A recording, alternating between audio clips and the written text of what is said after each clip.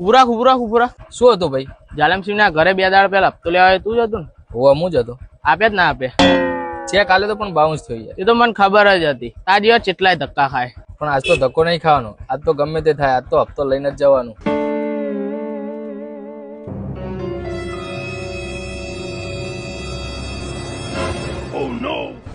ઓલી આ તો હપ્તા વાળો આવ્યો. લે મને નથી જવા દે.